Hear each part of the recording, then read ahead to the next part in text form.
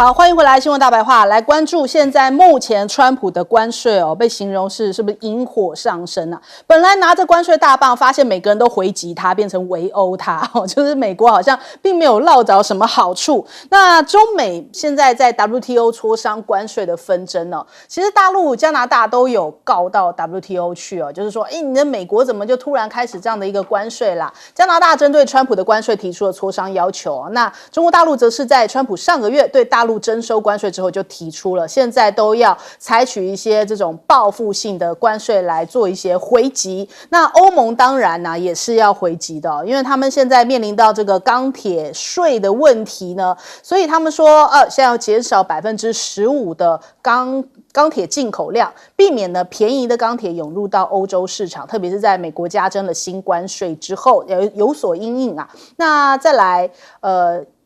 因为是这个加拿大他们本来就是会把原油卖到美国去，现在已经到了2年来的新低在这个川普加征关税之前呢很多这个大量的原油涌入到了这个美国，导致呢这个加拿大当地的库存骤降。但是呢，现在美国来自加拿大进口的这个石油规模却是这个已经创下了一个新低纪录，而且美国的关税也拟在4月份生效，可能日本的汽车业也感受到这一个危机所以他们汽车业就跳出来讲说，你这样子实施其实对我们双方都是有负面影响，因为日本的汽车他们其实在输往这个世界各国也是非常多，也是他们主要的一个外销的产业就是汽车业，所以他们现在也很担心这个川普在挡这个汽车用关税的方式，大家都没有好处。另外还有这个产业的状况，就有专家讲你实际上征不到多少税反倒会改变产业的结构再来我们看看美国的经济也是被拖累嘛，连 Meta 都已经翻黑了，就是Facebook 的母公司 Meta， 现在这个美国的科技七雄已经吐光了今年的涨幅而且 AI 的难题也让股价全面的沦陷。我自己是有关注到，像是辉达不是 GTC 大会嘛？那照理说通常因为原本辉达一枝独秀的时候GTC 大会通常都是它的这个起涨点这个有这个行情做多嘛但是这次辉达好像没有这个涨幅太多，反而还有点往下跌。人家讲说可能因为有这个 DeepSeek 的这种来袭导致美国的 AI 现在真的是已经是不是有破窗的这种感觉。那还有呢，这个美联储现在人家预估这个19号结束他们为期2天的货币政策会议所以他们大概今年的利率目标是维持在 4.25 到 4.5 之间维持不变。那鲍尔提到啦，其实现在美国的通膨升温是因为川普的关税就是你这样子通膨问题恐怕要取得进展很难，还会进一步延迟解决的时间。连这个 UCLA 的这个安德森经济预报中心都在发布美国经济的衰退警报，这是第一次这样子发布那还有世界银行的前行长提到了，加征关税会导致这个中美关系、经贸关系的损害那所以大家都是好像呈现一个负面的看法，这会影响到美国自己经济非常严重。那再来，今天中午大家在关注的一个事情是华为的新机这个 Pura X 新形态的折叠我们之前看到折叠是这样子整面式的，然后从侧面折叠，它现在是上下折叠，所以它是这样折下来的这样子的情况 Pura X 那它这个 Pura X 也突破了比例边界感觉像是一个电子书一般的这个使用体验拥有平板级的沉浸观感这样子，所以今天引起非常大的关注在这个微博上面。同时这个在收看的人非常多，累积观看数量到达了2667万次的观看哇，这非常的惊人。那华为的确今年很多人讲说华为要端出非常多狠角色出来，包含了他们的专利现在也是全球数量之冠甚至超越了三星、高通、LG、宁德时代就超过非常多，它是6600件的申请量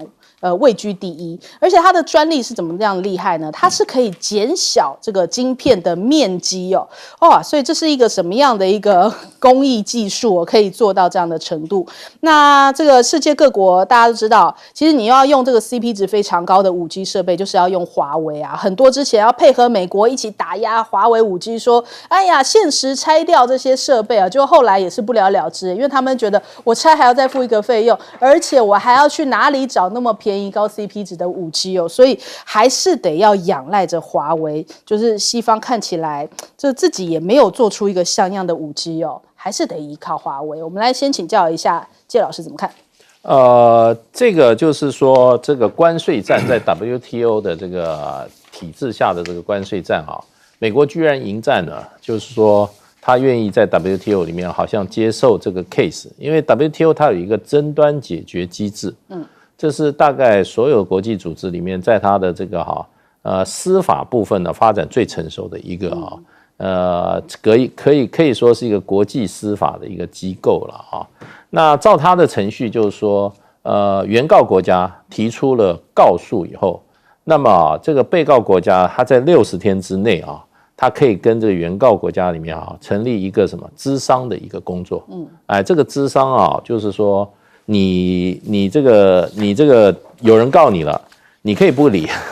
你可以不理，可是你也可以怎么样？你也可以，就是说同意啊，大家先来坐下来咨商。现在美国的这一批波贸易公司的话，事实上的话，基本上中国大、加拿大都提出了，像 WTO 的争端解决机制都提出了什么？这个提出了告诉。那美国的驻 WTO 代表团前2天他们回应了啊，那个中国大陆跟加拿大愿意进行咨商。那咨商如果就是60天之内，他不能够怎么样达成协议的话，双方能够就是先达成和解，或者说有一个解决方案，那就进入成立所谓的审议小组。那审议小组就开始审理这个案子了。所以呢，事实上的话，在第一阶段的这个中美的这些贸易争端的时候啊，那时候美国对中国大陆进行贸易制裁，中国大陆也告过，而且都胜诉。那不管这个胜诉它代表什么，不过代表一个怎么？从法理上来讲的话，美国是错的，美国这个做法绝对是错的。那中国大陆在国际事务上除了争实质的话，也争一个对错。所以加拿大跟美国都提出来，我的估计美国绝对输，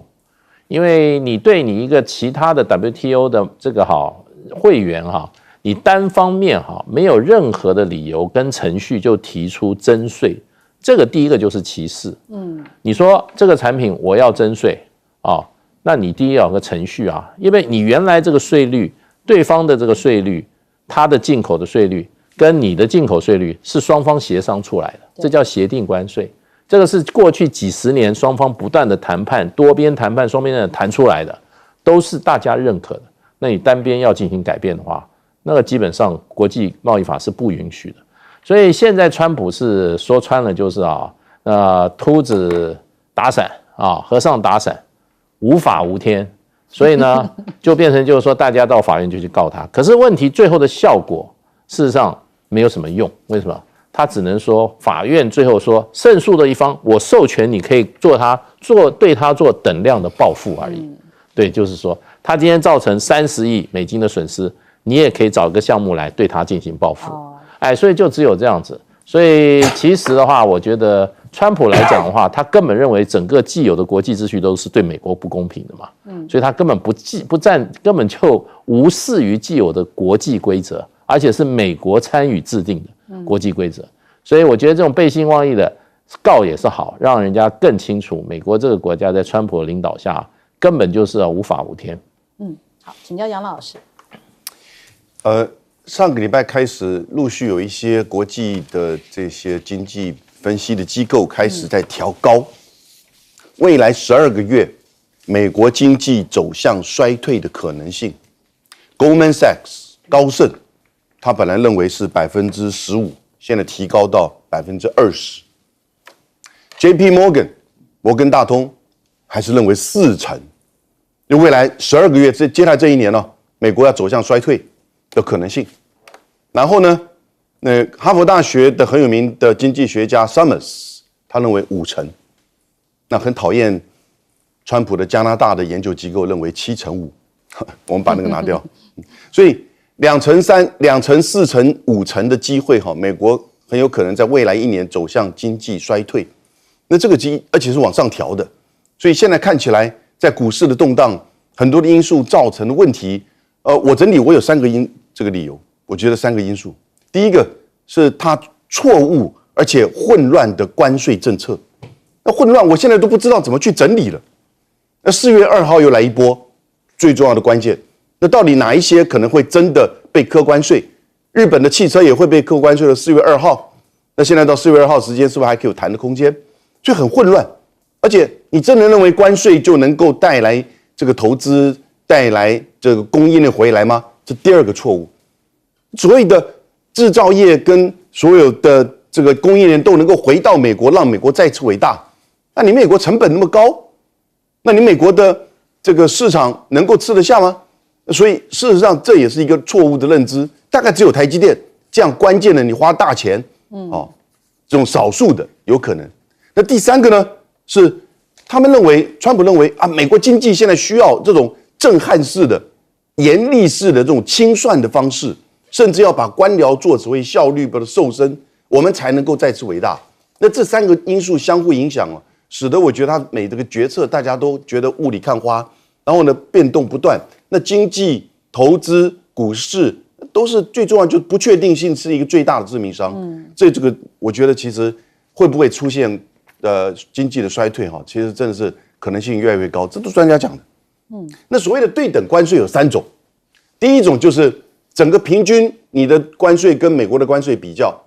那比如印度11%到15%，平均起来将近15%，美国2.5%，所以呢我要对你所有的商品增加10%以上的关税。第2种是个别项目，那你这个项目，因为我们台湾90%的苹果是进口，结果我们对苹果的关税是20%，美国呢？美国是0嘛，那他就对你苹果可能会采取关税，那其实也好了，那你开放大陆苹果进口好了。那比如说我们台湾的汽车，台湾汽车进口关税是17.5%，美国是2.5%，那当然他就对汽车就是对等关税。第3种对等关税就是你跟他的贸易顺差，去年我们是739亿的顺差，那他就觉得这个你跟我不对等。但是这种对等关税对美国也是错误的，因为美国长久以来都是这个关税的逆差来靠外界制造便宜的商品，美国人享受，结果你用关税弄，然后提升你的通膨，到后来呢，你的供应链也进不去，你的制造业有少部分能够成型，到后来美国经济真的会一团乱，真的有可能走向衰退。好，请教将军。其实我觉得国际贸易很简单一个道理哈，就是说当所有国家都采这个开放的方式来讲的话，那当然每个国家都可以获得自己想要的东西，也可以它东西也比较容易能够卖得出去哈，这各取所需。但是最怕的是什么？就是有一个国家采取保护主义，另外一个国家采取开放主义，那很明显，那一定是采取开放主义的这个国家一定吃亏嘛，那这个保护主义的国家一定占便宜嘛。这在历史上面曾经发生过，就是英国来讲的话，他认为我是日不落国，我国家很大，所以他采取开放主义。那时候采取保护主义的是谁呢？采取关税就是美国跟德国，就没想到美国跟德国2个国家因此而壮大了自己的这种工业发展。但现在来讲的话经过2次世界大战之后，这个全世界各国发现说，我们大家都采开放主义是不是比较好？我们有关税协定来讲的话会比较好。所以那时候成立一个组织叫GATT 哈 ，GATT 就是 WTO 的前身，在1947年的时候成立大家讲好说，我们现在关税大概平均关税定22%就好了哈，不能定太高这样的话大家这个全世界各国都可以各谋其利大家不要采取保护主义。后来慢慢进步到1960年的时候到15%，到2000年的时候只有到5%，事实上就是全球化的开始。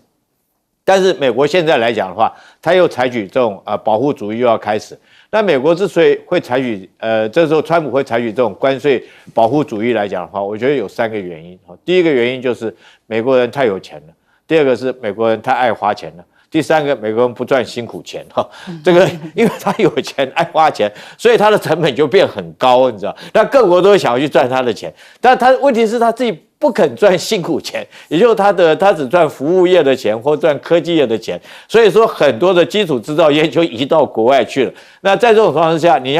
你除非说是改变国民的这种整个这种生活习惯，或比较恢复到他们愿意去赚这种辛苦钱，我觉得这很难呐。所以说各国来讲，当然都要赚他钱。那川普就认为说你各国都占我便宜，所以在这种状况下，川普会采取这种关税主义、保护主义。可是这种情形跟当初这个一次世界大战之前那种情势是完全不同的。那时候美国因为刚立国嘛，那它可以说是民众来讲的话，很多工业来讲还在发展状况之下，它可以走这条路。但是现在来讲，美国已经走到这边，我觉得要回去很难了。要回到他愿意这个发展他基础的这个制造业，要赚这种辛苦钱，我觉得并不是那么容易。好，你先休息一下，广告之后马上回来。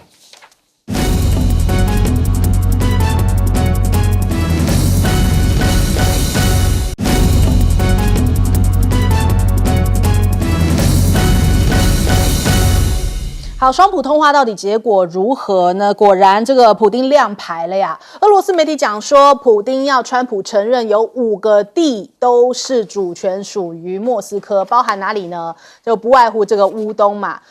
乌东以及南部占领的卢甘斯克、顿内茨克、扎波罗热、赫尔松，以及2014年并吞的克里米亚，都是俄罗斯的。只要你承认的话，接下来再来继续谈，这也是俄罗斯的底线呢。那川普的困境就是，他如果施压普丁，恐怕会摧毁美俄关系啊。之前他不是讲说，我要逼着这个普丁让步吗？看起来是川普最后让步了。那 CNN 就在那边吐槽说，川普被普丁唬了呀，这个通话好像没有任何进展哦。甚至呢，他同意的30天不要打这个能源设施哦，根本是削弱乌军哦，因为乌军现在的主要反击就是在打俄罗斯的这个能源设施嘛。那所以看起来川普是不是被唬啦？搞不清楚状况啊，所以就在那边吐槽哦。那再来，我们看泽伦斯基讲哦，就说，你说要停火30天，怎么俄罗斯仍然就是派出无人机在攻击乌克兰的能源、医院还有运输设备相关的这些设备哦，所以导致了3000人被断电呐，还甚至因为这个袭击的状况哦，所以让他们一个基础设施引爆了一场火灾呀。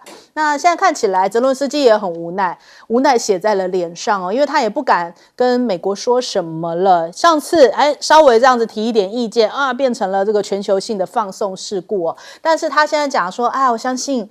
美国跟川普在一起哦，在美国的领导之下，今年就可以实现永久的和平了。要懂得说谢谢，现在他真的懂了，所以他必须要先讲这一串话。那你看川普是不是有点得寸进尺哦？他就说接下来这个如果由美国来掌控乌克兰的电厂是有助于保护能源了。他这一番话就让我想到古立言在跟我们讲说，不是要弄新核能吗？所以是不是商人本性又出来了？他要掌控乌克兰的电厂，是不是因为美国又要卖新的能源来了呢？哇，这真的是很会拨算盘哦。但是泽伦斯基就讲说，这个扎波罗热电厂还是先回到乌克兰手中吧。但是恐怕普丁是不会点头啊，现在目前是握在普丁的手上啊。你恐怕不是你们两个说的可以就这样把扎波罗热要回来。但是我们来看看这欧洲已经是被边缘化了嘛。现在看起来因为他们又有关税战然后再加上这一场3年的俄乌战争已经使得这个欧洲好像成功的这个现在经济被拖垮了。那美国这样子把欧洲给卷进来，然后拍拍屁股把欧洲给甩开来，反映出来他们一些产业，比方说像是奥迪现在撑不住了。据说德国厂要一口气裁掉7500人，占了这个全球员工数的8%，将近1%。那另外法国的白兰地面临到双关税，那这个双关税是来自于因为法国本来就是好像要跟着一起围剿这个中国大陆嘛，就现在中国大陆反击，对于白兰地课税所以他们现在痛啦，要赶快去跟这个中国大陆这个商量而且法国不是在那边讲说核保护伞这件事情现在他们开始要发放生存手册有生存包，所以法国现在也自己公民也要做好一些相对应的准备避免什么停电或者是一些特殊的情况，他们要自己准备生存包。那马克宏还在兜售法国的这个核武库看起来是不是法国还有一点这个就是好像还觉得自己想要当个老大哥的这样的角色。那英国呢欧盟1500亿欧元的这个军备基金哦，他们现在要重新武装欧洲。那英国想要加入，因为他现在不在欧盟里面嘛，所以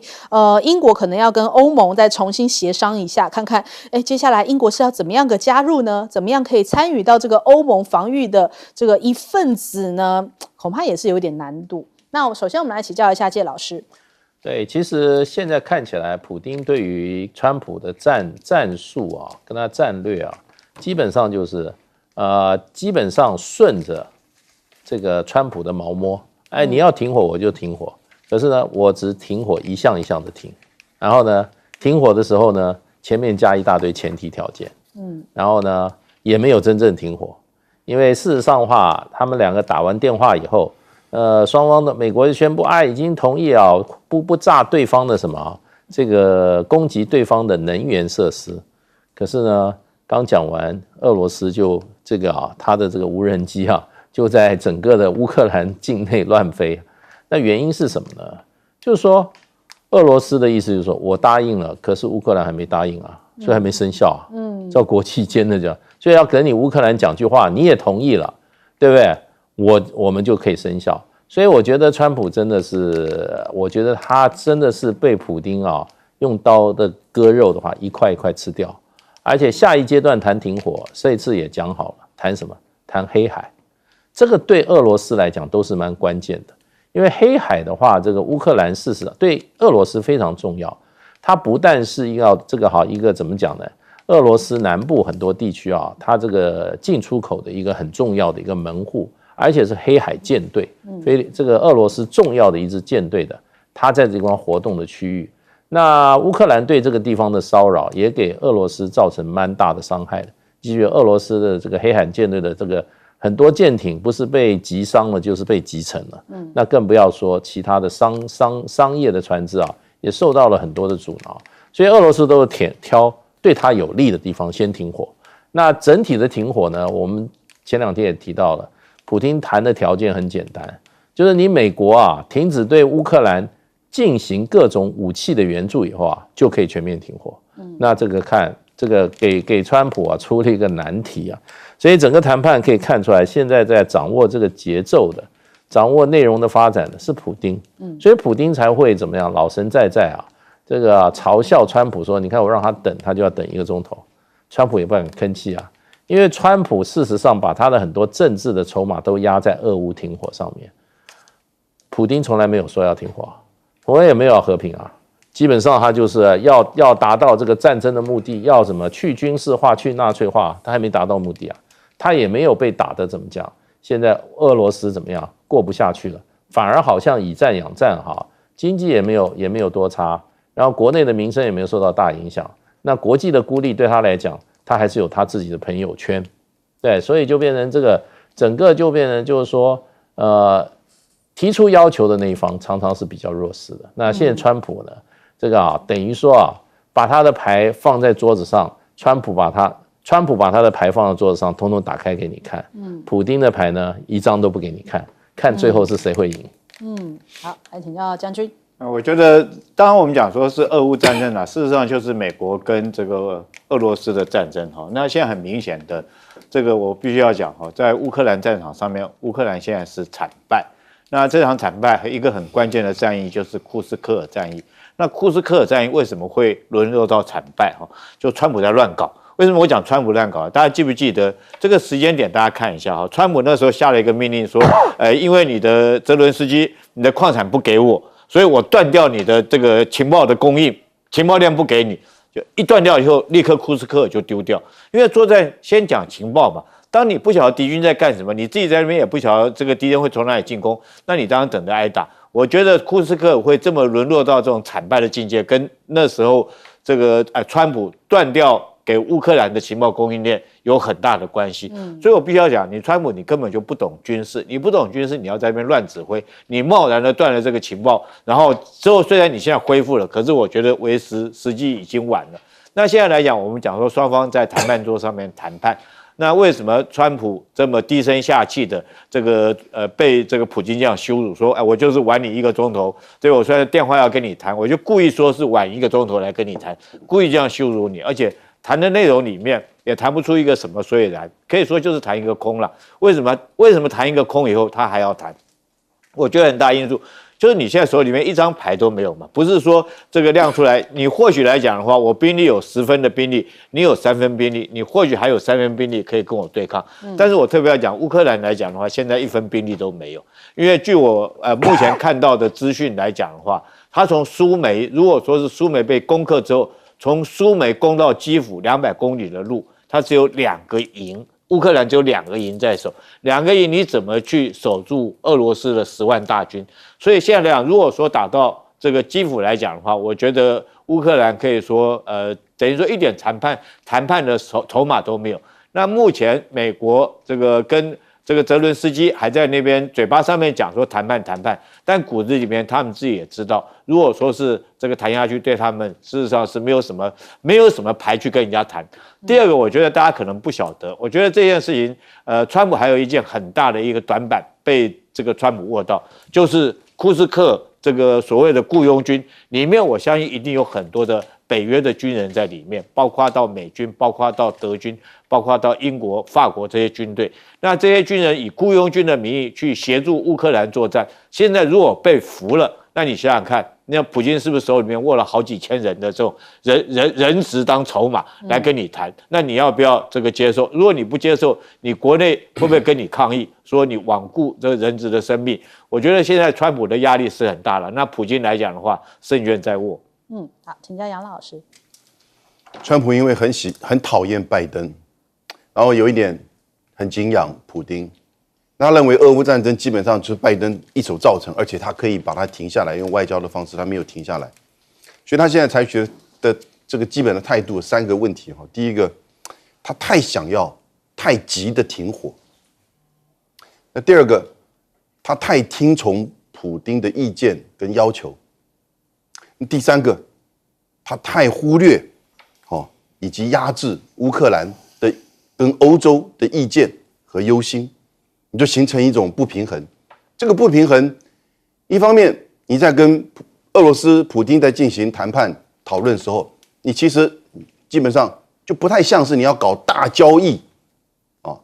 的这个川普，因为你的筹码都被别人很了解，所以他让你等1个小时，他提这提那，然后呢也不尊重所达成的这种口头协议。那欧洲这边呢就完全没有办法，因为事实上没有任何的筹码，而大家事实上没有办法真的形成一个整体，都是在做表面的外交秀。那乌克兰现在必须要认知到这个问题，其实最后还是要看你自己本身如何来承担。那接下来停火的作为你看现在已经根本就斗不拢，从停火30天到针对只是基础建设跟能源设施的停火，那其他就可以继续打咯。所以呢，你看到无人机的攻击，因为它不是基础建设，它不是能源设施，那可是城市算不算基础建设？所以这个都有很大的争议，可见了，将来这个停火一定还是各讲各的，这个指责对方的这些问题停火的破坏，那没有一个这个所谓中间的第三者来做这个判决。美国不是，川普不是，我刚刚讲他3个问题。那第2个问题呢？领土问题可能是现在最大的关键。你现在已经占领领土，是不是就真的容易就有效？乌克兰是不是真的要割地赔款？赔款已经做了，因为你以为没有赔款吗？跟美国签的那个矿物协议不就是赔款？所以第3个呢，也就是美国跟欧洲，尤其是美国对俄罗斯的制裁。那我看马上下一个阶段，普丁就会提出来，你的制裁要拿掉，然后呢，你要来跟我增加就是贸易的合作。这个在上一次 Rubio 和拉夫罗夫在沙特阿拉伯谈判的时候就有提到，因为大家会认为说他可能是要去改善跟俄罗斯的关系，来去破坏中俄之间的关系。我觉得没有那么简单了，应该不是这个样子了。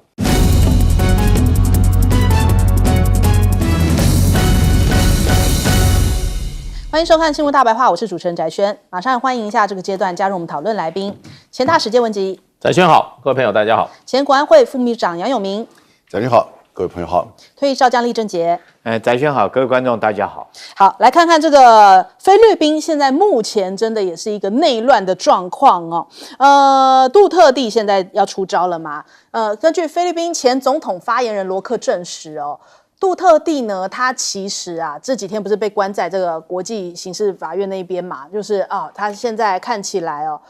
病情有一点严重，所以现在已经被送到了 ICC 拘留设施的诊所内来进行一些相关的监控了。就是他的律师，我们昨天说律师也生病了，现在也换杜特地也倒下了，所以哇，这个看起来这个洗涤的力量真的是好像要把这个杜特地家族给歼灭吗？那国际刑事法院的检察官办公室他们就讲说，可能会向辩护团队提交证人的证词以及其他证据。如果证人面临到严重的安全威胁，国际刑事法院书记他可以帮忙家人，就是本人跟家人进行安置哦。审判过程当中，证人可以透过视讯会议参与作证哦，也是可以就是哪怕生病，还是可以有一些这个通融的方式。那目前沙拉杜特地他有提到，一旦国际刑事法院的团队确定因为现在目前他的律师已经要退出了，那也是因为这几天也有生病的状况，主要是因为这个律师的名额也有限所以他们现在就希望能够加入的律师都具有国际刑事法院的相关这个经验。那是谁来接手呢？现在是由这个考夫曼为这个法律顾问他有34年的国际法经验，还曾经担任过刚果这个前副总统以及中非共和国前部长的辩护律师那这两人呢，同样都是在这个国际刑事法院里面都有面临到违反这个人类罪的指控，所以他担任过这样子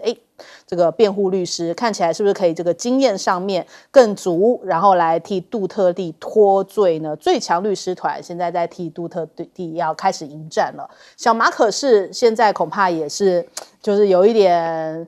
危机那根据这个菲律宾总统府他们表示呢，杜特地试图将他们的家族描绘成受害者那逮捕令其实只针对杜特地并没有提及其他共同嫌疑人那我们也是不得已没有办法，所以只好把这个杜特地交给了国际刑事法院。所以这个小马可仕这边还用这个官方的名义出来讲说，我们这样子移送是不得已的。小马可仕这个现在面临到，如果杜特地就是现在不是你死就是我活，杜特地如果被判有罪可能是杜特地家族，包含杜特地本人，他的政治生涯画上句号。但是支持者接下来会有什么反应很难预料，因为他在菲律宾的支持度非常的高但反之，如果杜特地呢被放出来的话，就会是重创小马可仕的威信到时候小马可仕家族还能不能坐稳位置都是个问题。那马可仕家族人家讲说他的姐姐这个伊梅现在是表态站在这个杜特地那边，也就是小马可仕的对立面那有人在讲说，这个是不是等于双线操作就是马可仕家族双线操作吗？因为他跟这个小马可仕是亲兄妹嘛，到时候呢伊梅就不会受牵连如果杜特地家族反扑成功的话，伊梅的表态也可以成为小马可仕家族的保命符所以有这样的一些政治上面的推测。另外菲律宾驻美大使表示呢，小马可仕希望能够尽快访问美国，主要是因为现在这个局势太过动荡了。那他想要借由就加强从美国来买能源，获得这个美方的支持吗？因为以前老马可仕就是在1986年他自行宣誓就职几个小时之后就开始菲律宾就开始乱起来了，然后后来一家乘坐了直升机逃往夏威夷。当时28岁政治生涯才刚起步的小马可仕其实也是在这个逃亡的行列那根据美国海关的记录呢，当时他们一家子带走一箱箱贵重的物品包含了珠宝高档的服饰，还有数百万的现金。老马可仕流亡美国之后，1989年病逝在夏威夷。那后来呢，就是他们这个掌权期间换算起来大概有100亿美元的公款是被他们掠夺了，那只有追回了40亿美元。可是呢，菲律宾数百万人都生活在极度贫困当中。那再来，这个菲律宾的驻美大使还提到了，就是这个小马可仕跟川普的会晤可能会在春季来举行。但是人家讲这个小马可仕这个动作这么大，动静这么大，是不是有一点像是尹锡悦哦，因为尹锡悦对于川普来说，川普也不太待见他。小马可仕好像跟川普的这一个关系也不是太好，是不是越是在这个第一岛链这边哦，感觉好像这个川普不太支持的这些人，现在都开始要搞一些政治上的这个打击异己的方式，好像台湾是不是也有一点这种感受呢？我们来问一下介老师。小马可仕这次把杜特地送到海牙国际刑事法院在法理上是有极大的瑕疵。对，第一个，菲律宾不是国际刑事法院的成员，他2019年就退出了，所以国际刑事法院认为他有管辖权这一点是有疑问的而且这个。从政治上来讲的话另外从法律上来讲的话，这个国际刑事法院这种国际刑事机构它有一个它是补充性的机构，它不是主要的机构。也就是说，各种法院的这种所谓在寻求法律救济的时候都有一个原则，就用尽你的当地的司法这种救济的措施。对，那你一定要，你除非你自己国家已经进入乱局了，你或者说你明确的可以证明说你国家的法院不能对这些案子受理或者做出公平的裁决。所以呢，像杜特地他所有的行为，事实上菲律宾法院可以追诉你今天马可仕说，哎呀，杜特地做的不对，你现在大权在握你司法部、你的检调机关，你都可以开始从菲律宾的司法程序来做嘛。那除非你这个国家的司法体系没有公信力，或者国家在战乱当中没有办法运作，那你才会去找他，把他送到国际的这个法庭机构。所以第一个原则他就违反了。那第二个，所以小马可仕他也知道，他刚开始他现在讲了，他为什么要跟国际刑事法庭这个合作？他说这样子才可以起诉其他的这些共犯嘛，意思就是这样子。可是问题就是说，他用的理由，他当时把这个杜特地送到海牙的理由，他说我们是配合国际刑警组织的要求，他没有说国际刑事法庭。对，那国际刑事组织的话更荒谬，国际刑事组织是一个把这种罪犯他的这个第一个情报相互怎么样，相互来分享的，然后呢，他也是如果说是你本国的这些罪犯，他就把情报告诉你，希望你能够对这个犯案的人在你国内加以逮捕嘛，对不对？要不然这个人他是在比如说在英国犯了罪，他逃到你菲律宾来，那英国法律追溯不到，那可是他的犯的罪的话是国际刑事法学认为应该要追溯的，那他就要求你把他送回英国哪有说把你自己的人民送出去的？对啊，你要知道，我们自己的人民是受自己的法律有义务接受我们自己的法律体系的拘束的义务，我们也有这个权利，只接受我们自己国家法律来追诉你不能随便把我送到外国去审判这个叫什么？这叫属人主义。一个国家对自己国民通常都会怎么样？用属人主义的方式来保障自己人民的权益。你如果把你的人民送给外国政府去怎么样去审判的话，事实上就是放弃你自己国家的职责，放弃你自己国家保障应该自己国民的这个天职，而且你也放弃你自己国家的主权，那更不要说你也怎么样伤害你国家的尊严。所以这个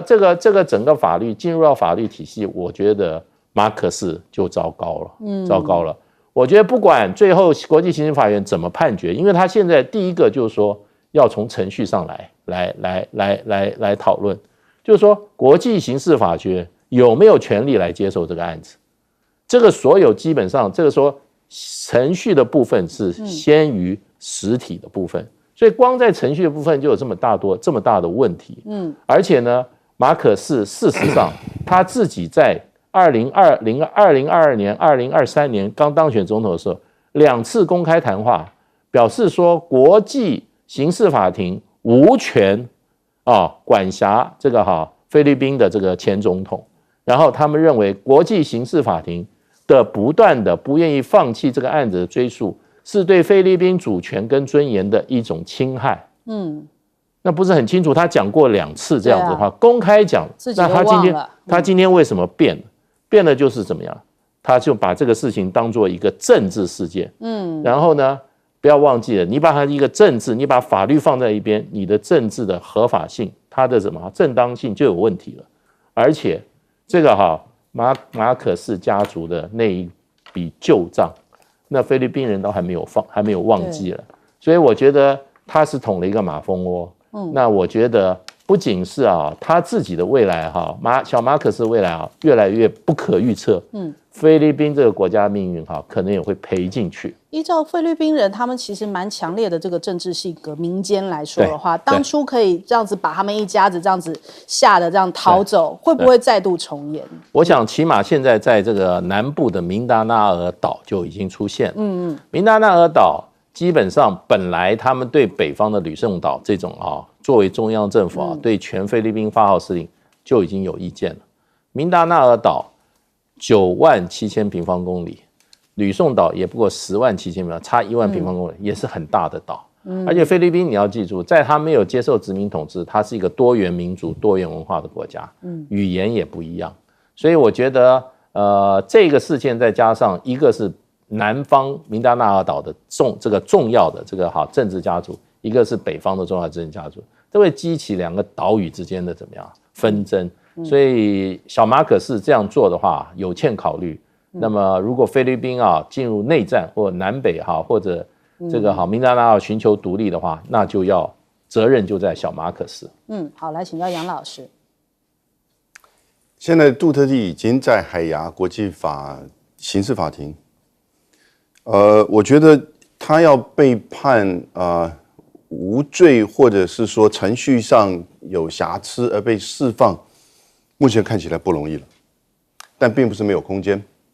我们先讲 ICC 国际刑事法庭的管辖权，它有3种管辖权的来源。第一个是大家都熟知的，就是你要成为缔约国，因为你签署，但是你不